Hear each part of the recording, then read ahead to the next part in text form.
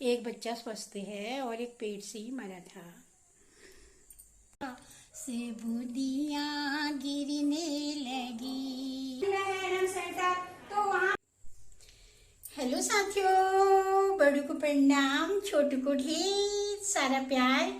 मेरे YouTube channel Pushpa Dusad blog में आप सबका स्वागत है। आज फिर से आ गई हूँ मैं आप लोगों के बीच एक नया ब्लॉग लेके।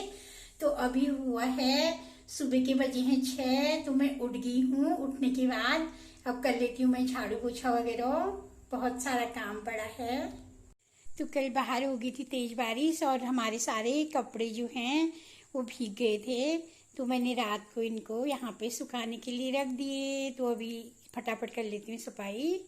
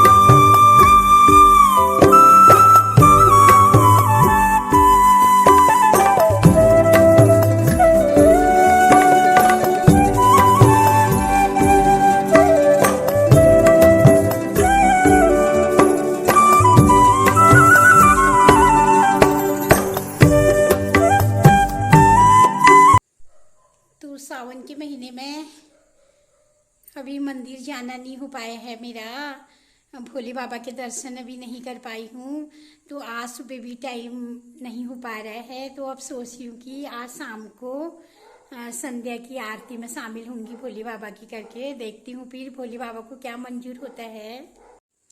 तो मैंने झाड़ू वगैरह लगा लिया है और अब फटाफट कर लेती हूँ मैं खाने की तैयारी, और उससे पहले कर लेती हूँ मैं सुबह की आरती।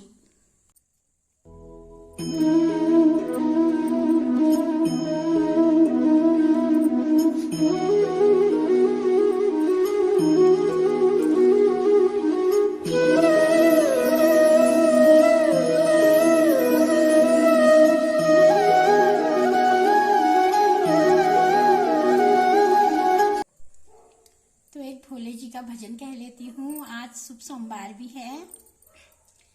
भोले बाबा चले कैलाश, बूंदिया गिरने लगी।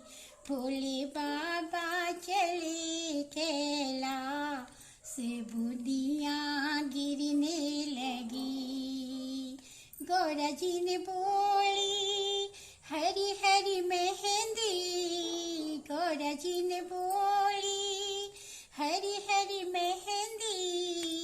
भोले बाबा ने बोलिया भांग, बूंदिया गिरने लगी। भोले बाबा चले कैलाश, बूंदिया गिरने लगी।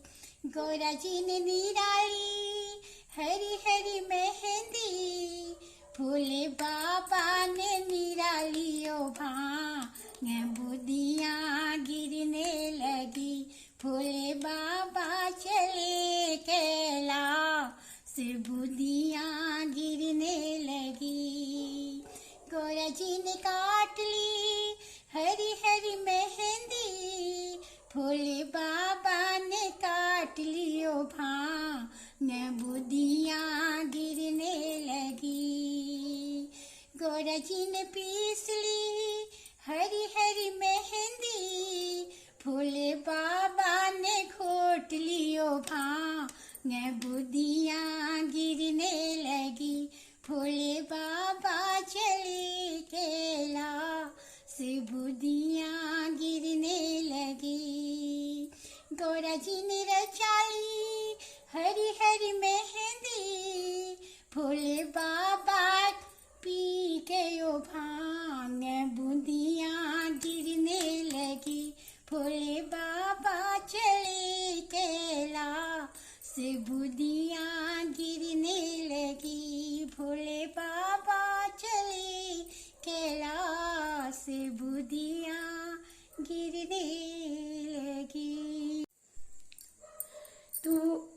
दिया बाती भी हो गई है सुबह की। और देखो कितना ज़्यादा पसीना, इतना गर्म हो रहा है इस बार की क्या बताएं। नहीं तो पहाड़ में होता था बहुत ज़्यादा ठंडा, लेकिन इस बार मानसून बिल्कुल ही बदल गए हैं और बहुत ज़्यादा गर्मी हो रही है। तो फटाफट से बनाती हूँ मैं नाश्ता और उसके बाद जाती हूँ फिर ड्यूटी को। और आज हम लोगों का है वहाँ ढेर सारा काम, और आशाओं की थोड़ा मीटिंग वगैरह भी है, वो भी कर लेते हैं। तो होने लगी है यहाँ पे आशाओं की बैठक। और आज बैठक में आए हैं हमारे सीएमओ सर, हमारे सीएमओ सर और हमारी ब्लॉक प्रमुख, और सभी आशाओं के साथ डिस्कस कर रहे हैं उनके काम को लेके और आगे की रणनीति, काम क्या क्या होना चाहिए, हमें टारगेट कैसे पूरे करने चाहिए, और क्या क्या स्वास्थ्य विभाग की योजनाएं हैं, इन पर चर्चा हो रही है। और आज सीएमओ सर जो हमारे नए हैं, इनके साथ हमारी आशाओं की पहली मुलाकात है। और बहुत अच्छा लगा सर आप आए। हम तो चाहते हैं कि हमारे महीने की मीटिंग में आप लोग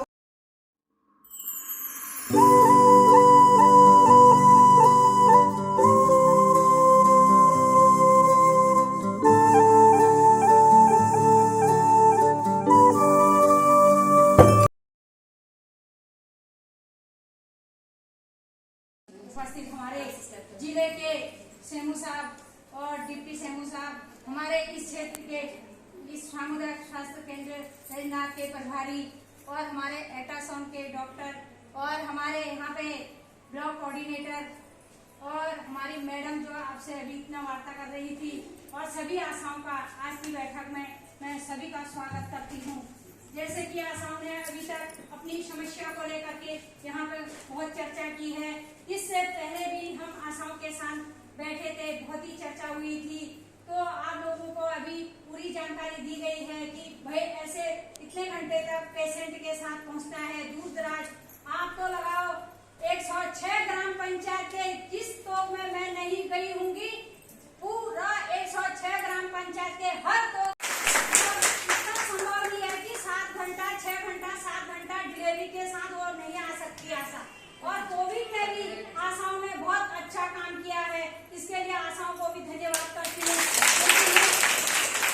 क्योंकि मैं जब क्षेत्र में जाती थी तो आशाएं मुझे वहाँ बहुत ज्यादा दिखती थी, और आशा हमारा सपोर्ट भी करती थी, सहयोग भी करती थी जिस क्षेत्र में भी जाती थी।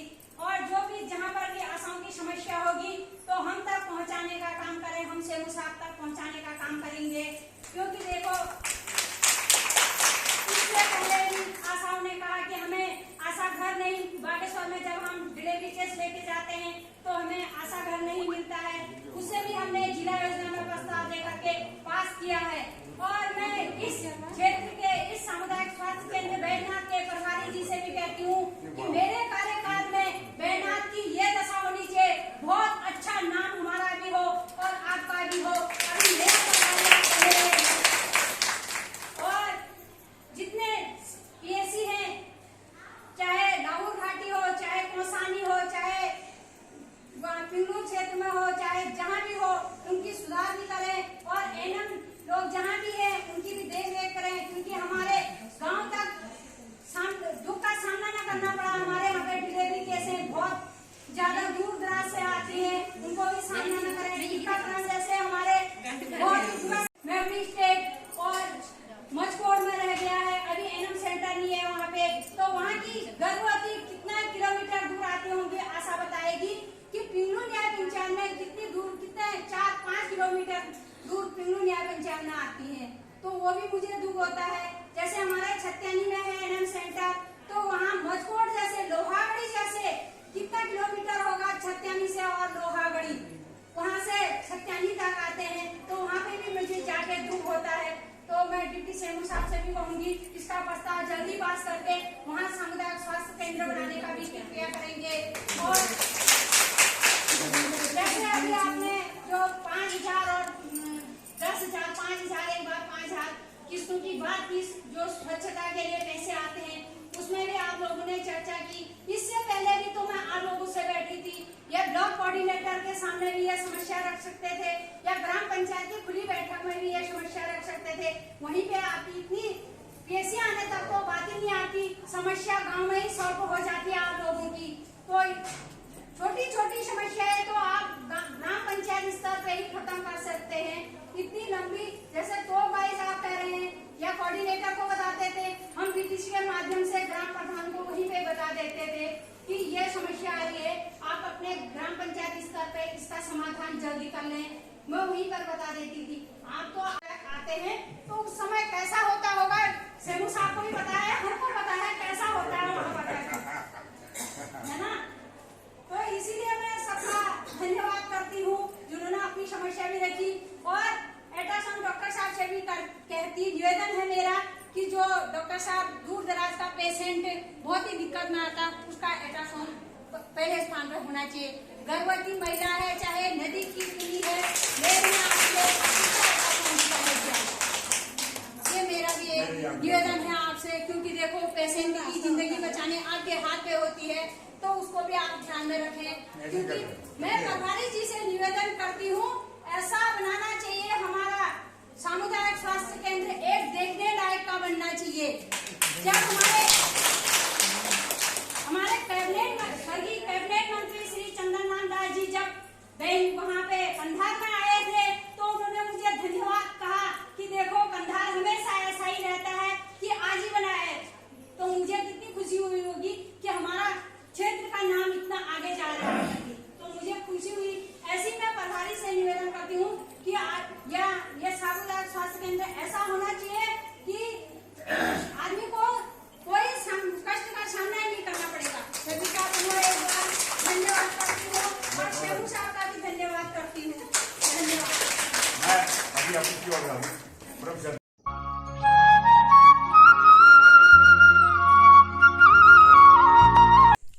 तो घर आके मैंने चाय वगैरह पी ली है और आज बहुत लेट हो गई थी ड्यूटी से।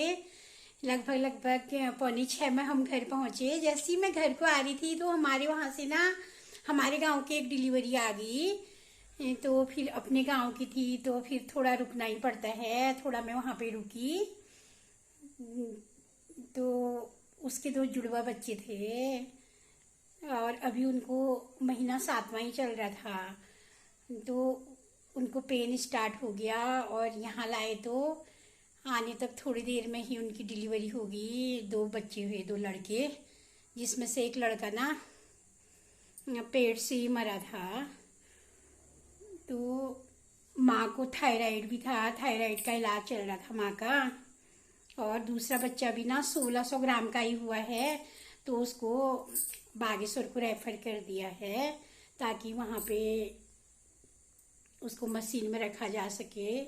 और उस समय ये कंडीशन भी नहीं थी ना कि तुरंत उनको बागेश्वर को रेफर कर सकते थे, क्योंकि डिलीवरी बिल्कुल होने वाली थी। तो अचानक से 7वां महीना था, तो उन्हें भी लगा कि ऐसी पेट में दर्द हो रही है करके, तो काफ़ी देर कर दी उन्होंने घर से आने में भी। तो साथियों ना होनी को तो कौन टाल सकता है, भगवान को जो मंजूर होता है वही होता है। लेकिन थोड़ा सा कमी हम लोगों की भी रह जाती है। इसलिए मैं सभी अपनी जितनी भी हमारी गर्भवती महिलाएं हैं और उनकी फैमिली वालों से मैं रिक्वेस्ट करना चाहूँगी कि वो गर्भावस्था के दौरान सफ़र ना करें, लंबा सफ़र तो बिल्कुल ही ना करें, क्योंकि जिससे झटके से ना बच्चे मतलब नीचे खिसक जाते हैं। ये मेरा अनुभव भी कहता है। और मतलब ये अक्सर मैंने देखा है कि अगर कोई लंबा सफ़र करते हैं ना, उनकी डिलीवरी डेट से पहले होने के चांस से बहुत ज़्यादा हो जाते हैं। तो उन्होंने भी 6 महीने में सफ़र किया था, बहुत लंबा, शायद दिल्ली या पता नहीं कहाँ से वो घर आए थे, तो बहुत लंबा सफ़र उन्होंने तय किया था। तो यही कारण रहा कि बच्चा मतलब समय से पहले हो गया और थोड़ी माँ को भी कुछ दिक्कतें थी। तो इसलिए हमें गर्भावस्था के दौरान ना बहुत ध्यान देने की ज़रूरत है अपने खुद की और हमारे पेट में जो बच्चा पल रहा है उसकी, क्योंकि कोई भी इंसान ना जिंदगी में केवल 2 बार माँ बनती है एक महिला। तो उन 2 सालों में उसे अपने साथ साथ अपने बच्चे की भी बहुत ज़्यादा केयर करने की ज़रूरत है, जिससे माँ और बच्चा दोनों स्वस्थ रह सकें। और अगर हो सकता है कि अगर वो सफ़र ना करते इतना लंबा और जहाँ पे वो थे वहीं पे रहते, बार बार डॉक्टर की देख रेख में रहते, तो आज उनके 2 के 2 बच्चे बच जाते और समय से होते।